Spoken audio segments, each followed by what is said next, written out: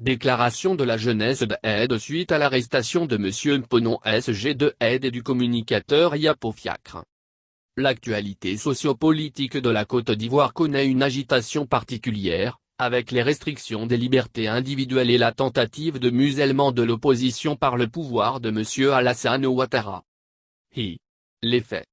En effet, le mardi 7 mai 2020, l'opinion nationale est informée de l'arrestation digne de la Gestapo hitlérienne du communicateur Yapo Fiacre dit Serge Kofi le drone aux environs de la maternité de Yopougon-Sidessi, suivi d'une descente musclée à son domicile avec pour but une perquisition sans mandat à cet effet. Sa femme et son enfant de quelques mois sont tous aussi brutalisés dans la furie des forces de l'ordre. Du matériel informatique et des téléphones portables appartenant au couple ont été emportés.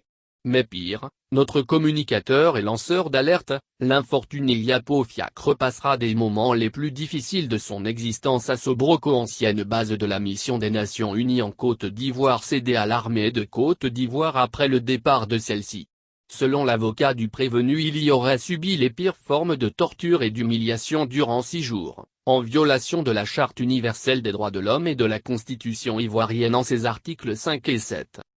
En effet, l'article 5 de notre Constitution interdit toute forme d'avilissement de l'être humain, à savoir les tortures physiques et morales, les traitements dégradants, cruels et humiliants, les violences physiques etc. Quant à l'article 7 à son alinéa 3, précise que toute personne arrêtée ou détenue a droit à un traitement humain qui préserve sa dignité.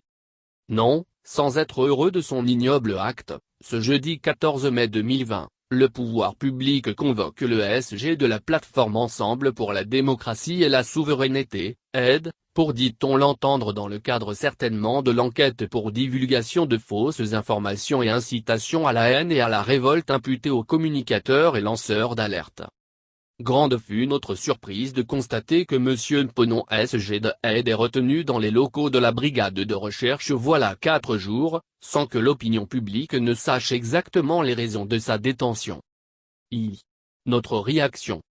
La jeunesse de Aide constate avec amertume de graves violations de droits fondamentaux de l'homme à l'encontre non seulement du SG de la plateforme Aide dans la personne de M. Mponon mais également du communicateur et lanceur d'alerte Yapo Fiacre.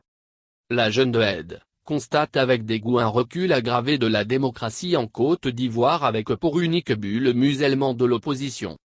La jeunesse de Aide affirme que les agissements du régime tendent à imposer la pensée unique et un parti politique unique aux Ivoiriens. Elle prend à témoin la communauté nationale, internationale, les guides religieux et chefs traditionnels des violations constantes des droits de l'homme en Côte d'Ivoire. Elle dénonce avec la dernière énergie ces pratiques peu recommandables dignes du Moyen-Âge. La jeunesse de Aide met en garde le gouvernement de l'utilisation abusive de la justice et de la force publique au risque d'un mécontentement général.